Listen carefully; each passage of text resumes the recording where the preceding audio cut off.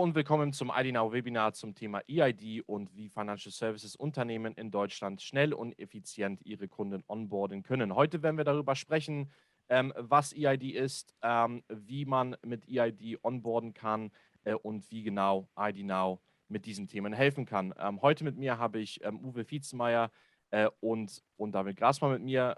Hallo Jungs, wie geht's euch?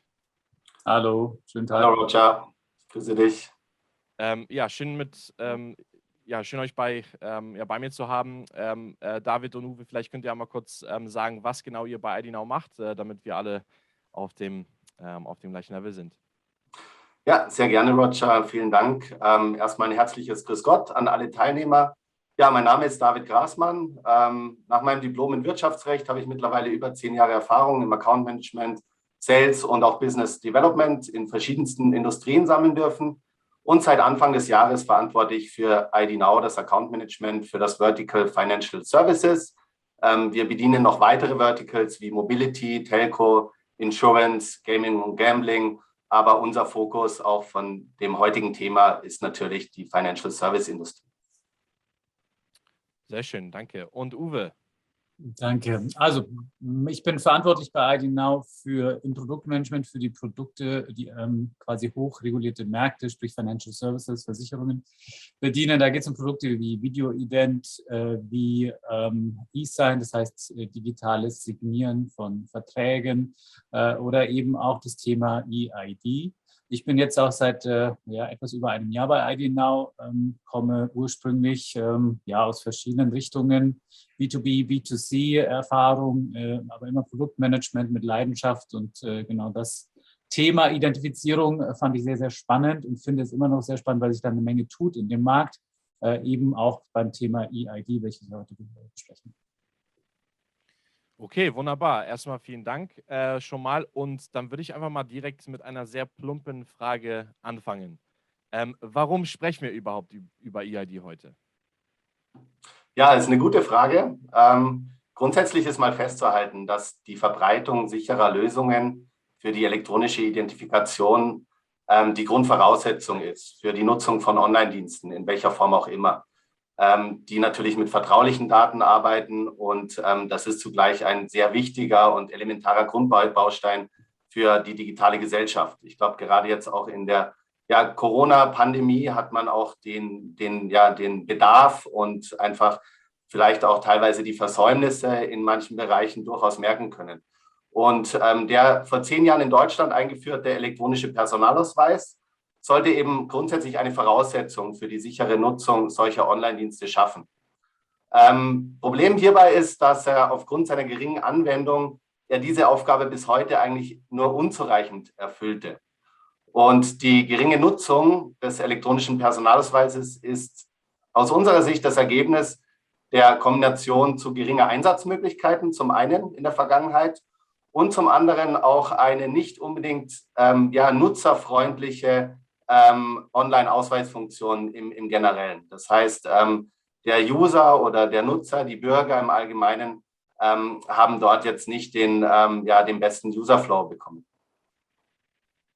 Wenn ich dazu noch was sagen darf, man hat am Anfang, als man den Ausweis eingeführt hat, sehr viel Wert auf Sicherheit und auf Datenschutz gelegt. Etwas zu viel, denn dadurch hat man das Produkt quasi fast unnutzbar gemacht.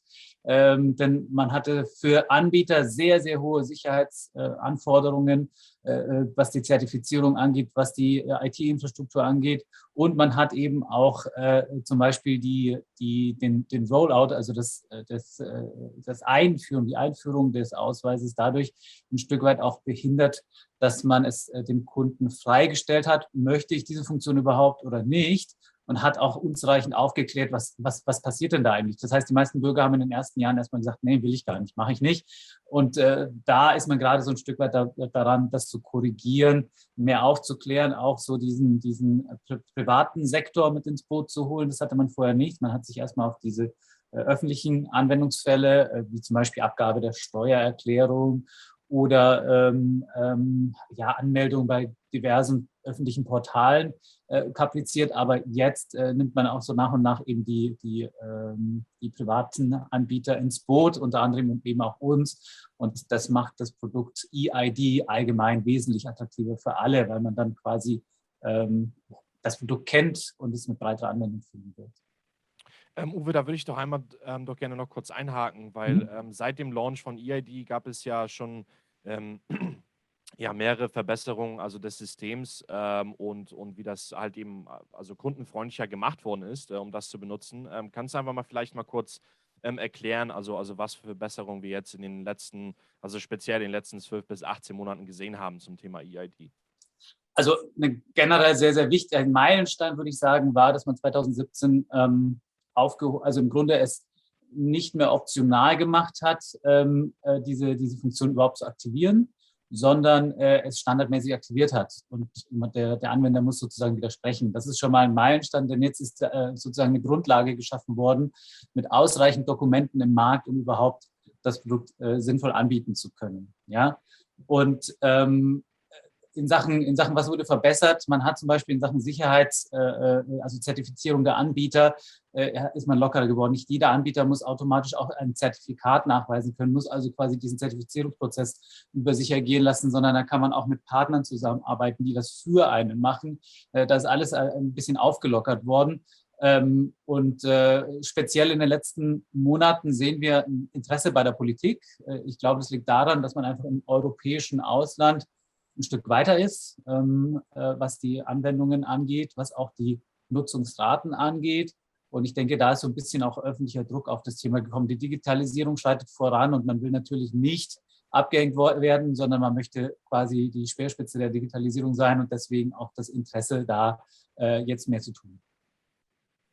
Und David, auch nochmal zu dir die gleiche Frage und vielleicht nochmal mit deinem Zusatz. Ich meine, wie Uwe schon gerade angesprochen hatte, also ich meine, in anderen europäischen Ländern gibt es bereits, also zum Beispiel Bank-ID, also jetzt zum Beispiel in Schweden, wo man das eben als elektronisches Mittel zur Identifizierung benutzt.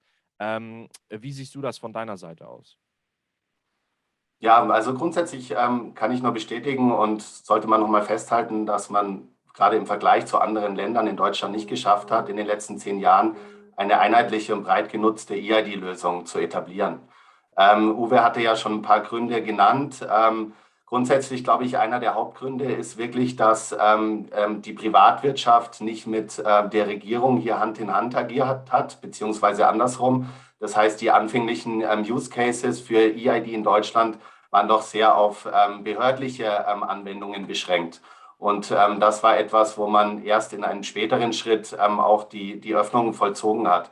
Wenn wir die anderen Länder betrachten, wo eID in welcher Form auch immer erfolgreich durchgestartet ist die letzten Jahre, da sieht man, dass es unheimlich viele verschiedenste Anwendungsfälle gibt, wirklich von Behördengängen, die man tätigen muss, bis zu natürlich breit gefächerte privatwirtschaftliche Nutzung, wie zum Beispiel eine Bankeröffnung im Financial Service Bereich, ein Konsumentenkredit etc. Und einige konkrete Beispiele, die man hier nennen muss, sind auch direkte Nachbarn. Das heißt, auch da sind sozusagen leuchtende Beispiele direkt nebenan. Und ich glaube, das nimmt sich die Regierung auch da zu Herzen. Wenn man zum Beispiel nach Dänemark schaut, wenn man zum Beispiel in die Schweiz schaut, da sind es richtige Erfolgsgeschichten, wo eine Swiss-ID im Alltag mittlerweile präsent ist. Ja, wird von einem Großteil der Kunden genutzt und für alle möglichen Use Cases, sei es jetzt der Gang zur Behörde, sei es der Gang zur Post, wie auch immer. Da ist ein ganz, ganz breites Netzwerk aufgebaut worden und das, glaube ich, ist einfach ein gutes Beispiel dafür, dass man sich jetzt hier auch in Deutschland zu Herzen nehmen möchte. Also denkt ihr, dass das auch zum Beispiel dann die Bundesregierung dann auch mehr tun muss, um das ein bisschen weiter zu pushen? Also wir haben jetzt ja gesehen, also jetzt speziell, also während der Pandemie hat die Bundesregierung ja angefangen, eID also mehr zu pushen. Aber glaubt ihr, da könnte man noch ein bisschen mehr tun, um das einfach in den Alltag der Menschen zu versenken, so gesehen? Oder was kann die Bundesregierung überhaupt machen, um eID weiter zu pushen? Ja, also absolut berechtigter Punkt und wir sind der Meinung, und das ist auch ein Grund, warum wir das Webinar zu diesem Zeitpunkt auch hosten, dass eben derzeit wirklich ein Bewusstseinswandel vollzogen wurde. Das heißt, gerade von Regierungsseite sind sehr viele Maßnahmen schon bewegt worden oder sind derzeit in Bewegung. Verschiedenste Vorstöße der deutschen Behörden, um eben zum einen die Digitalisierung der Verwaltung voranzubringen, aber eben auch dem privaten Sektor eine nutzungsfreundliche und für verschiedenste Use Cases dann auch anwendbare Lösungen zu bieten. Okay, also auf jeden Fall, ja, ich denke mal, in den nächsten Monaten, in den nächsten Jahren hoffentlich, wird das noch kundenfreundlicher und EID wird einfach, ich sag mal, zum Online-Ausweis ich sag mal, um deren Identität zu gewährleisten. Und dann auch nochmal, also jetzt insgesamt nochmal, also gesehen, ich meine, der deutsche Markt ist halt ein bisschen anders, wenn es um Identifizierung geht, da wir jetzt natürlich verschiedene Themen haben, natürlich GWG, dann die KJM-Nutzung in anderen Fällen. Wie könnte man jetzt zum Beispiel den Stand, also in Deutschland zur Identifizierung, also zusammenfassen? Uwe, vielleicht eingangs mal zu dir. Also allgemein ist Deutschland, was Identifizierung angeht, immer so ein bisschen hinten dran, muss man ganz ehrlich sagen, was die Regulatorik angeht. Man setzt hier zum Beispiel immer noch sehr, sehr stark auf Videoidentifizierung, während andere Länder in Deutschland zum Beispiel schon automatische Identifizierungsmethoden auch zulassen. Alles im Zeichen der Sicherheit, was auch verständlich ist. Deutschland ist, was Datenschutz angeht, sehr positiv zu sehen, auch sehr weit vorne, haben auch die europäische Regulierung da stark vorangetrieben. Insofern, das ist gut. Das Problem ist Sicherheit und Anwenderfreundlichkeit. Es geht halt nicht immer Hand in Hand. Und das ist so ein Stück weit zum einen das Problem bei den Identifizierungsmethoden, die dann eben sehr, sehr lange mitunter dauern im Vergleich zu automatisierten Methoden. Oder eben im Vergleich zur EID ist es halt so, dass es zwar ein sehr, sehr kurzer Prozess ist, den wir gerne auch später nochmal ein bisschen detaillierter besprechen können, aber man braucht halt eine PIN. Das ist der große Unterscheider zu anderen Methoden in Europa. Man braucht eine PIN, die einem von öffentlicher Stelle zugeschickt wird. Das ist dann erstmal eine sogenannte 5-stellige Transport-PIN, die man dann wiederum in eine 6-stellige persönliche PIN umwandeln muss. Und diesen Schritt gehen einfach viele Kunden, die nicht, ich sag mal, technologieaffin sind, einfach nicht mit. Das ist so ein Stück weit das Problem hier. Allgemein von der Regulatorik wäre EID, also das deutsche Online-Personalausweis, ist auf jeden Fall für alle Anwendungsfälle freigegeben. Der ist nach eIDAS mit dem Vertrauensniveau hoch, also der höchsten Stufe sozusagen zertifiziert. Da gibt es also keine Bedenken, die kann man im Grunde auch für Anwendungsfälle im Financial Services Bereich einsetzen. Hier lohnt sich auch nochmal ein Blick ins Ausland.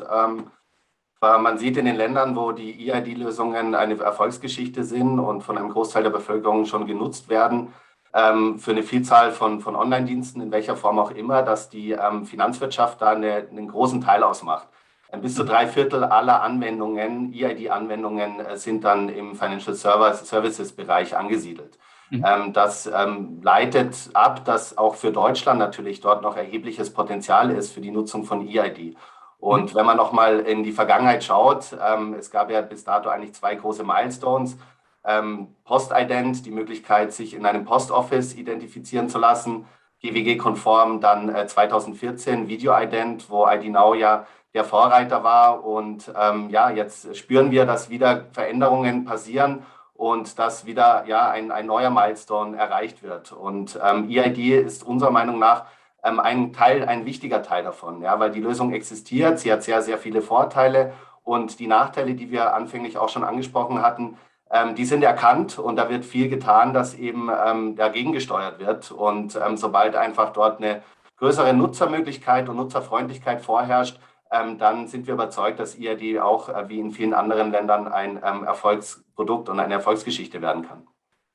Wenn ich da noch kurz einhaken darf, Ganz wichtig auch zu erwähnen, der große Vorteil gegenüber allen anderen Methoden, Identifizierungsmethoden bei EID ist, es ist eine rein digitale Methode. Das heißt, es ist kein Mensch sozusagen involviert. Die Methode ist so designt und so gestaltet, dass sie trotzdem sehr, sehr sicher ist. Ich würde sagen, die sicherste Ident-Methode, die es da gibt. Insofern, das ist schon mal gut. Und sie ist auch explizit im GWG erwähnt. Das heißt, sie ist aus diesem Grund auch sofort einsetzbar eben für Banken oder andere regulierte Institute.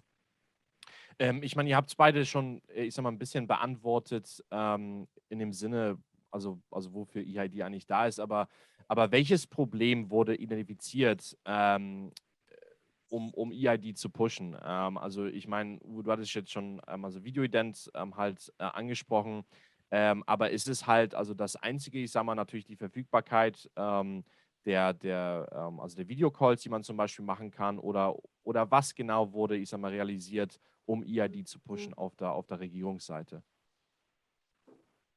Also allgemein, warum hat man das überhaupt eingeführt? Man wollte Behördengänge reduzieren. Man wollte einfach den Zwang für den Kunden, für den Anwender sozusagen für bestimmte Dienstleistungen aus dem Haus zu gehen, bestimmte Leute aufzusuchen, reduzieren, damit auch die Schlange vom Kreisverwaltungsreferat beispielsweise deutlich reduzieren, was auch funktioniert.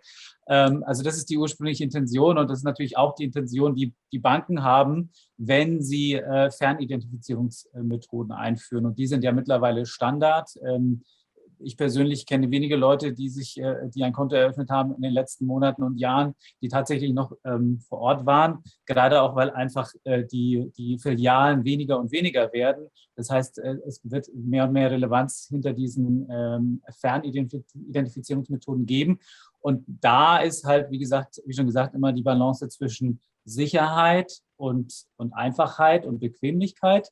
Und da ist EID einfach ein sehr, sehr guter Kompromiss. Wenn man einfach die PIN hat, ist es in unserem Portfolio zumindest die schnellste Identifizierungsmethode. Und das ist eben der Riesenvorteil davon, weil man einfach im Grunde in der Zeit, in der man normalerweise die Jacke angezogen hat, um sich auf den Weg in die Bank zu machen, im Grunde schon identifiziert ist. Und David, und von deiner Seite aus, also von deinen Kunden, also ich denke mal, das hilft denen natürlich auch, also skalierbarer zu sein und auch natürlich mit der Konkurrenz aus dem Ausland mitzuhalten, nehme ich ja auch mal an. Absolut, Roger. Grundsätzlich merkt man jetzt, dass unsere Kunden mit einem gewachsenen Bewusstsein, auch einer größeren Nachfrage an mehr Automatisierung in dem ganzen Identifikationsprozess an uns rantreten. Und da gibt es natürlich auch noch weitere Ansätze, aber EID ist natürlich der sicherste Ansatz, der GWG-konform ist und der auch schon schnell einsatzbar ist für alle unsere Kunden. Des Weiteren ist auch hinzuzufügen, dass grundsätzlich man EID auch nicht als Austausch für eine Videoidentifikation betrachten sollte. Das ist eine Lösung, die komplementär zu Videoident zu betrachten ist, einfach eine weitere Möglichkeit anbietet und der Nutzer letztendlich hat die Auswahl, den Prozess zu wählen, der für ihn der angenehmste und auch passendste ist. Ich glaube, es gibt nach wie vor viele Use Cases, wo auch ein Video-Ident absolute Daseinsberechtigung hat. Wenn ich zum Beispiel an meine Oma denke, würde ich sie jetzt ungern alleine mit der EID sich identifizieren lassen. Dementsprechend ist es da doch sehr hilfreich, wenn wir beide Komponenten anbieten. Das heißt wirklich Menschen unterstützt über einen Videochat, aber auch vollautomatisiert über ein EID. Natürlich, klar, also man will ja natürlich, also ich sag mal, alle Altersgruppen, also inklusive, also ich sag mal, von 18, also bis 80 plus, dass man natürlich auch allen Menschen die Chance gibt, sich für ein Konto oder für ein oder was auch immer es ist im Bereich Financial Services, dass sie sich dort natürlich identifizieren können. Und dann nochmal zum Thema Regulatorik. Wir hatten das jetzt nochmal also kurz angesprochen. Die Frage einfach mal an dich, Uwe, also erfüllt EID die Anforderungen des deutschen Geldwäschegesetzes? Ja oder nein? Ja, ist sogar explizit im GWG als solches erwähnt, also zu 100% ja. Und wie denkst du, wird sich die Regulatorik also dort, ich sage mal auch in Deutschland insgesamt also weiterentwickeln? Wird da noch mehr, also vielleicht ja, primär also auf EID in der Zukunft, also ich sag mal, das Aufsehen also gelegt, oder wie siehst du das, wie sich das entwickeln kann? Also ich denke, dass wir auch zunehmend mehr und mehr rein digitale Ident-Methoden sehen werden. Aber selbst da ist EID heute schon, was beispielsweise jetzt die Conversion Rate oder auch die Zeit, die der Kunde braucht, um sich zu identifizieren, ist im Grunde auch mit anderen automatisierten Methoden mindestens auf Augenhöhe, wenn nicht sogar besser. Insofern muss man da gar nicht zu weit in die Zukunft schauen, sondern man muss einfach das nutzen, was man hat, denn das ist nicht schlecht.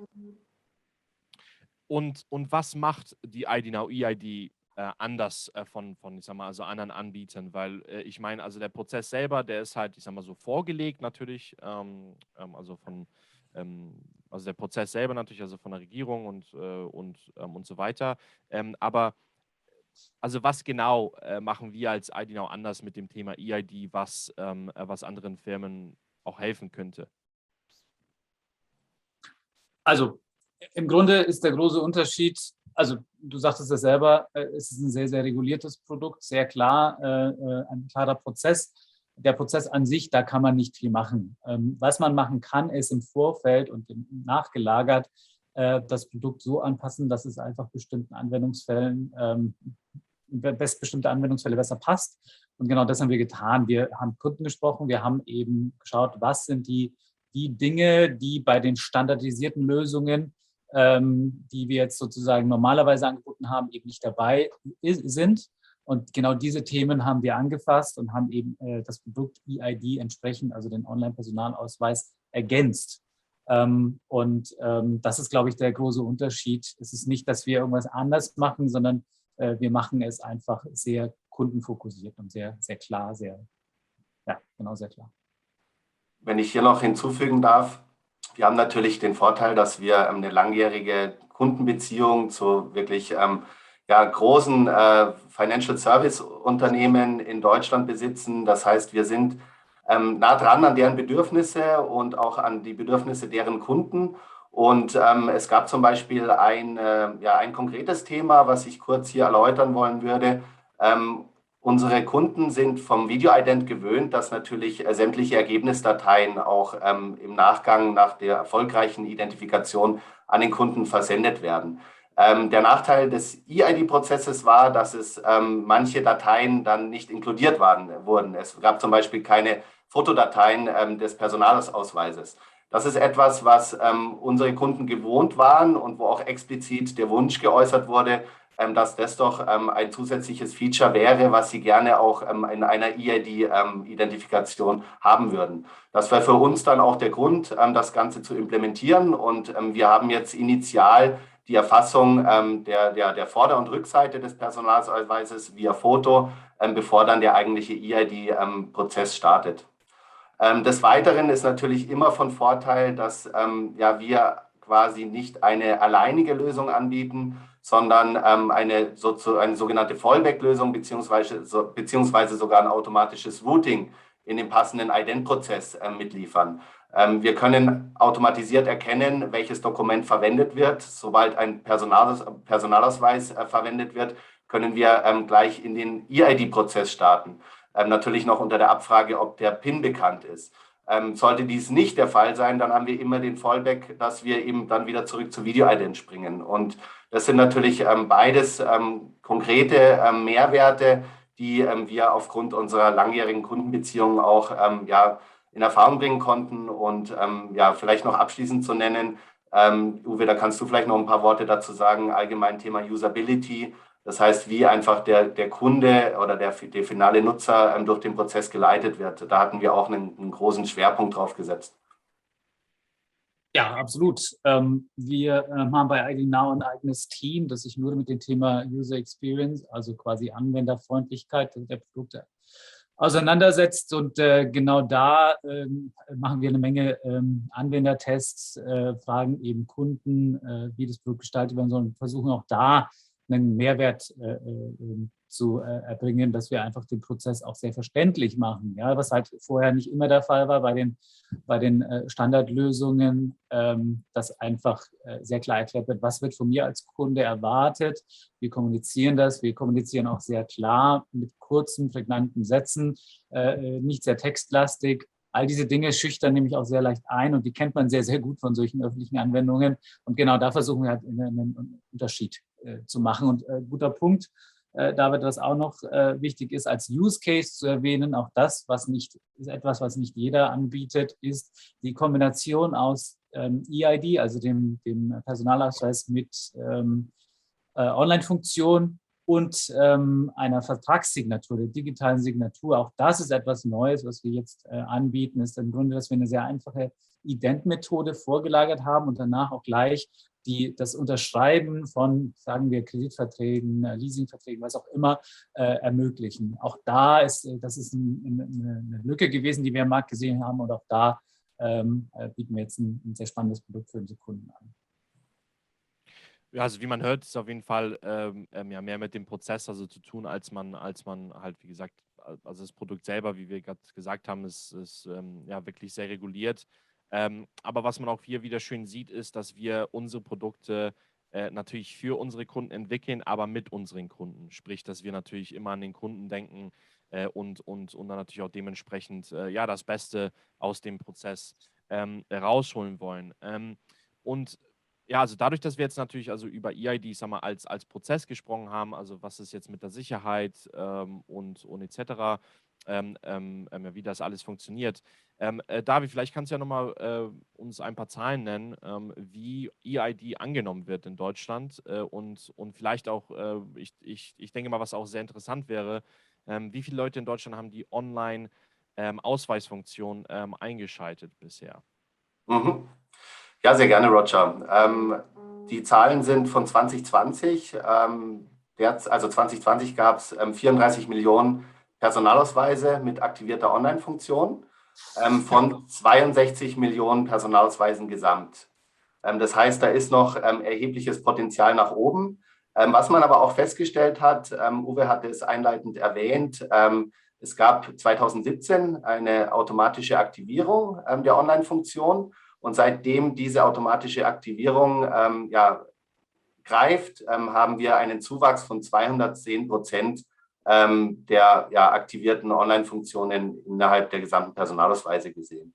Wenn man die Adoption Rate sich betrachtet, dann ist es auch interessant, mal wieder ins Ausland zu schauen. Wir hatten in Deutschland 2020 2,5 bis 3 Millionen Transaktionen, die über EID vollzogen wurden.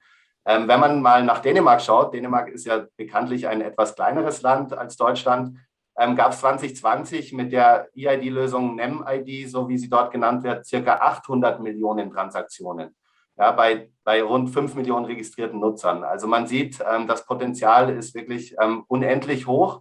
Und wenn in Deutschland jetzt die richtigen Dinge passieren, wie wir jetzt in verschiedensten Punkten schon erläutert hatten, dann sind wir überzeugt, dass auch die Nutzungsrate sich natürlich erheblich steigern wird. Das tut sich ja auch schon letztes Jahr haben wir bei öffentlichen Anwendungsfällen eine Steigerung von 250% gesehen. Das heißt, die Maßnahmen, die man jetzt so nach und nach ergreift, wirken.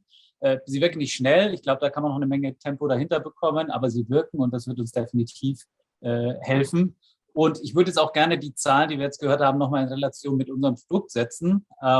Denn wir sehen bei uns, auch wenn die Zahlen in Deutschland sozusagen die Basis lückenhaft ist, sehen wir bei uns trotzdem eine Anwenderzahl von bis zu 20% bei unseren Nutzern, wo einfach 20% der Anwender sich für EID als Anwendungsmethode entscheiden. Das heißt, es hängt auch sehr, sehr stark vom Anwendungsfeld ab, von dem Kunden an sich, wie technikaffin ist der Kunde.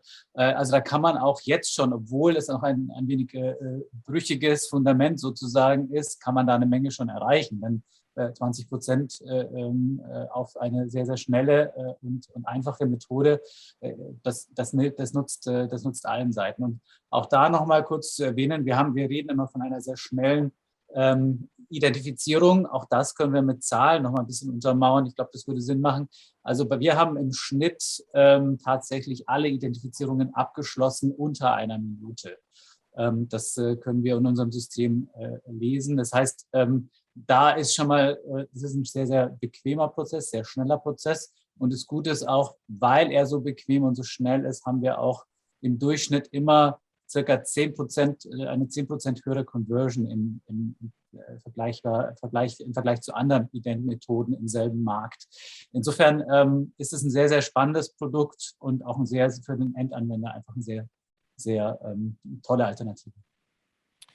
Also, du hattest jetzt auch schon mal das Thema Produkt angesprochen und dadurch, dass du natürlich auch für das Produkt verantwortlich bist, ja, vielleicht würdest du ja einmal kurz zeigen, wie der ID Now EID-Prozess aussieht und uns einfach mal eine Produktdemo geben.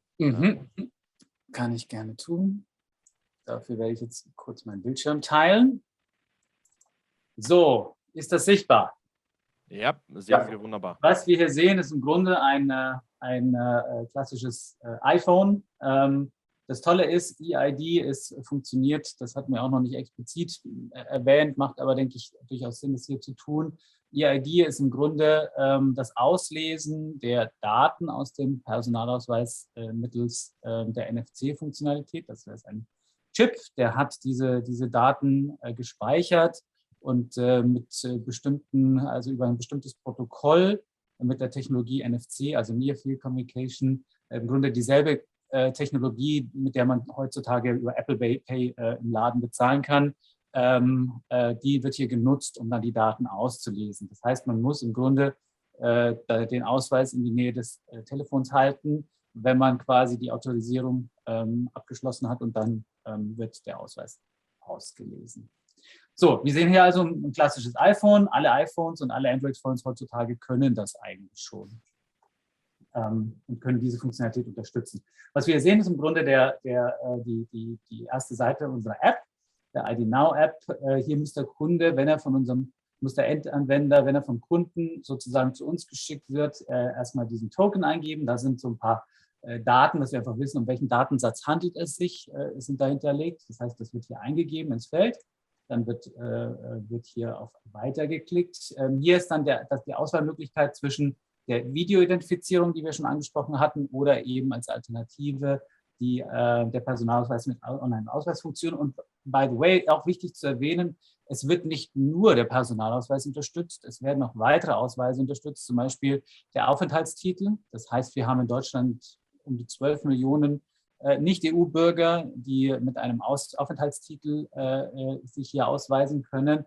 Das ist auch schon, ich glaube, seit Beginn von diesem Programm sozusagen verfügbar. Ganz, ganz neu ist jetzt auch ab 2021 werden auch EU und also Bürger aus der EU und aus dem europäischen Wirtschaftsraum können sogenannte Bürgerkarten beantragen. Auch diese Bürgerkarten, die in Deutschland beantragt werden, unterstützen diese Funktion. Das heißt, wir reden hier nicht nur vom Personalausweis, also nur für Deutsche, sondern auch hier lebende Ausländer können die Funktionalität durchaus nutzen. Ja, zum Thema Inclusivity natürlich sehr wichtig, dass man jetzt natürlich auch verschiedene Mittel zum Thema EID anbietet, ja. Korrekt. Gerade unsere Kunden in Financial Services, die wachsen aus Deutschland raus in Europa. Und entsprechend ist es da auch sehr, sehr sinnvoll, eine Lösung anzubieten, die sozusagen auch Europäer mitnimmt. So, dann wähle ich hier jetzt explizit die EID-Funktion aus. Hier, wir hatten schon diese PIN angesprochen, die Transport-PIN und die persönliche PIN. Sollte ich meine PIN ganz neu bekommen haben, dann könnte ich sie hier in meine persönliche PIN wandeln. Das ist ganz einfach, man gibt die fünfstellige PIN ein und dann wählt man eine sechsstellige PIN, gibt die zweimal ein und dann ist der Wandel schon abgeschlossen. Das zeige ich jetzt hier nicht. Ich würde jetzt einfach den Flow, wie er ist, kurz zeigen. Ich sage, ja, ich habe meine persönliche PIN und stimme den Bedingungen zu. Klicke auf Weiter. Hier bekomme ich schon eine kurze Information, was ich hier zu tun habe. Die einzelnen Schritte. Ich gebe hier meine persönliche PIN ein. Wenn ich das getan habe, klicke ich auf Weiter. Und nun muss ich eben, was ich vorhin beschrieben habe, tun. Und zwar halte ich einfach mein Ausweisdokument hier neben das Telefon.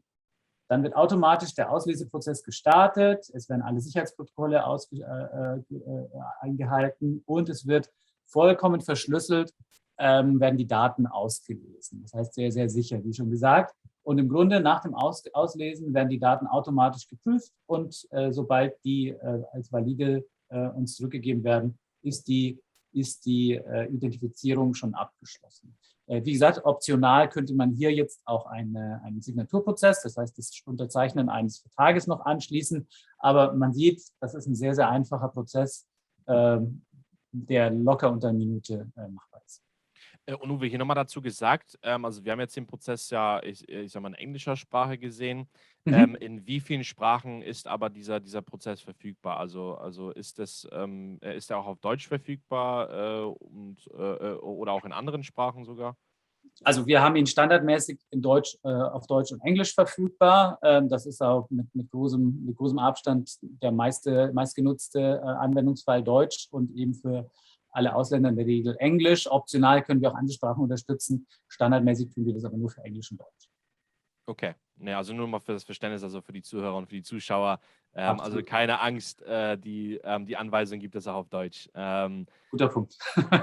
Genau, und ja, also auf jeden Fall, also erstmal vielen Dank, Uwe, für die Produktdemo. Und hier auch wieder kann man natürlich sehen, also wie einfach und schnell der EID-Prozess also funktioniert. Ja, also das war halt wirklich, also ich denke mal, wenn man diesen EID-Prozess schon mal irgendwo anders gemacht hat, also könnte man diesen Prozess auch in 30 Sekunden hinbekommen, ja, oder sogar weniger. Das ist auf jeden Fall, also ich sag mal, sehr, sehr einfacher Prozess so gesehen, ja, also viel einfacher als was man auch teilweise auch im Ausland sieht. Das muss man natürlich auch dazu sagen, dass es ja durch die NFC-Funktion natürlich sehr viel einfacher ist für den Kunden und ja, dann natürlich auch ja, bequem von wo auch immer man ist, ja, weil ich sag mal, in Videocall möchte man wohl nicht in der S-Bahn machen, in der Rush-Hour, aber so einen EID-Prozess bekommt man ja jederzeit hin. Korrekt. Dann nochmal, ich sag mal, also abschließend, wir haben jetzt ja, ich sag mal, alle Themen, ich sag mal, von A bis Z eigentlich also durchgesprochen, also zum Thema EID. Da bleibt mir jetzt eigentlich also die Frage für euch beiden, und das können auch sehr lange Antworten werden, weil die Frage ist auch, ich sag mal, sehr, sehr lang. Also erstens, wie seht ihr beide die Entwicklung von EID in Deutschland? Also was sind jetzt so die Trends? Was seht ihr, was jetzt auf uns zukommt? Und als zweitens, also was ist denn eure, ich sag mal, ja, Vorhersage, wie EID jetzt in Deutschland, ich sag mal, vielleicht in 3 oder 4 Jahren funktionieren wird? Also wird es wirklich also die Nummer 1 werden von allen Prozessen, vielleicht Nummer 2, Nummer 3, wie auch immer? Also vielleicht nochmal, ja, fangen wir bei dir an, David. Wie siehst du das von deiner Seite aus? Also wie sich das alles jetzt in den nächsten Jahren entwickeln wird?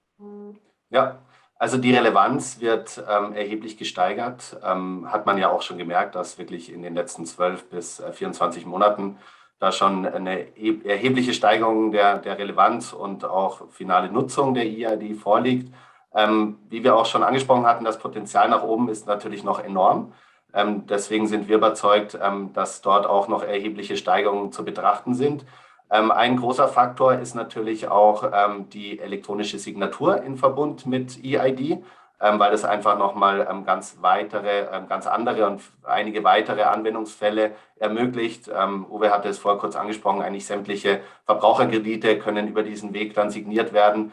Ja, und grundsätzlich in Verbund mit auch einer Bewusstseinsschärfung von Regierungsseite und auch einer besseren Nutzungsmöglichkeit für sämtliche Behördengänge ist es in Kombination eben mit dem Nutzen und der Anwendung in der Privatwirtschaft aus unserer Sicht auf jeden Fall ein Erfolgsmodell. Und wir glauben daran, weil wir eben auch die Beispiele aus den anderen Ländern sehen, wo einfach frühzeitig schon ein bisschen mehr in die Kommunikation und in die grundsätzliche Usability, in was die Use Cases betrifft, investiert wurde. Aber da ist mittlerweile eben in Deutschland auch das Bewusstsein angekommen. Und dementsprechend bin ich der Meinung, EID wird eine sehr, sehr wichtige Rolle spielen. Sie wird natürlich nicht die alleinige Rolle sein können, wie ich vorher schon erwähnte, immer komplementär zu betrachten, auch zu gängigen, schon bekannten, auch etwas älteren Identifikationsprozessen, wie ein Video-Ident, wie auch noch ein Post-Ident zum Beispiel. Und das in Kombination, glaube ich, ist für unsere Kunden und im nächsten Schritt für deren User und Kunden dann ja ein sehr, sehr freundlicher und gehbarer Weg. Ja, vielen Dank und dann zu dir, Uwe. Kann ich nur zustimmen. Das Gute an die ID Now ist im Grunde, dass wir eine Plattform zur Verfügung stellen, wo wir alle Ident-Methoden anbieten können. Das heißt, wir können dem Kunden auch ermöglichen, eine Auswahl zu treffen, die perfekt auf dessen Kunden passt, auf den Endanwender. Das ist ein Riesenvorteil. Insofern als Teil dieser Plattform wird EID einen großen Stellenwert einnehmen, genauso wie auch andere Methoden, die zum Beispiel jetzt auf eine NFC-Technologie setzen. Da gibt es noch weitere Ausweisdokumente, die da auch ausgelesen werden können. All diese werden auch schon heute von uns unterstützt. Das findet mehr und mehr Anwendung in ganz Europa. Also das ist ein Anwendungsfall, der definitiv Zukunft hat. Explizit hier die EID. Was ich ganz spannend finde, ist, dass auch die Regierung hier innovativ ist aktuell. Zum Beispiel werden aktuell Testläufe unternommen, wo ein Personalausweis auch auf dem Handy gespeichert werden kann und dann im Grunde man das Ausweisdokument gar nicht mehr mitführen muss, sondern die Informationen gesichert im Handy vorhanden sind und man das dann sozusagen zur Identifizierung nutzen kann. Also da ist auch erkannt worden, dass man auch da ein bisschen innovativer vorgehen muss. Das macht mir Hoffnung, dass wir da sozusagen von der Seite einen gewissen Push sehen. Aktuell, wie gesagt, ist EID eine rein digitale Ident-Methode, die in Sachen Nutzungszahlen und also im Sinne von wie effizient und wie einfach nutzbar, da sucht es seinesgleichen. Insofern ist es eine perfekte Ergänzung für jedes Portfolio in meinen Augen. Und diese Ergänzung wird, glaube ich, mehr und mehr Gewicht gewinnen, wird nie irgendwelche anderen Eventmethoden ablösen. Das ist auch nicht, das glaube ich, will auch keiner. Konkurrenzbelebtes Geschäft und ich glaube, jeder Kunde hat so seine Präferenzen, aber es wird auf jeden Fall mehr Stellenwert bekommen in der Zukunft. Das ist sicher. Das wäre super zu hören und ich glaube also nochmal, also der Punkt, den du gesagt hast, dass man, wie gesagt, zum Beispiel den Personalausweis zum Beispiel in seiner Apple Wallet oder in seiner Google Wallet hat, das wird auf jeden Fall nochmal einiges erleichtern. Ich glaube, Australien ist das erste Land überhaupt, dass deren also Führerschein halt digital auf das mobile Gerät eingeführt hat. Mit wirklich ja, sehr großem mit sehr großem Erfolg, weil zum Beispiel die Polizei kann dann bei Verkehrsstopps einfach mit einem Gerät halt eben diesen Ausweis scannen und wissen dann sofort alle Daten und brauchen jetzt nicht extra an die Zentrale gehen etc. pp. Und haben alle Daten vor Ort. Also wie gesagt, sehr viele Anwendungsfälle, auch wieder von A bis Z, die dem Ganzen natürlich dann auch helfen können in der Zukunft. Ja, also es war wirklich sehr schön mit euch beiden zu sprechen heute über das Thema EID. Ich hoffe auch für unsere Zuschauer und Zuhörer, ja, sie konnten viel dazugewinnen. Nochmal ein paar Informationen hier und da. Und ja, von unserer Seite würde ich nochmal anregen, dass Sie sich auf unserer Webseite idnow.de nochmal alle Punkte anschauen, von EID bis zu, wie Uwe erwähnt hatte, die Plattform, die IDnow anbietet, die halt auch in anderen europäischen Ländern oder auch, ich sag mal, global auch funktionieren kann. Also sei es der Auto-Ident, Video-Ident, EID, E-Signing etc. Und ja, da würden wir uns freuen, wenn Sie uns natürlich auch kontaktieren. Den Uwe und David können Sie direkt auf LinkedIn zum Beispiel oder auch auf Xing anschreiben, falls es noch weitere Fragen gibt. Oder halt auch direkt über unsere Webseite können Sie uns kontaktieren. Und ja, vielen Dank, die Herren. Hat mir sehr viel Spaß gemacht heute. Sehr, sehr viele Informationen. Und ja, dann wünsche ich noch allen Zuschauern, Zuhörern einen schönen Tag, einen schönen Abend, einen schönen Morgen, wo auch immer und wann auch immer Sie sind. Und ja, bis zum nächsten Mal. Danke. Dankeschön. Dankeschön. Tschüss.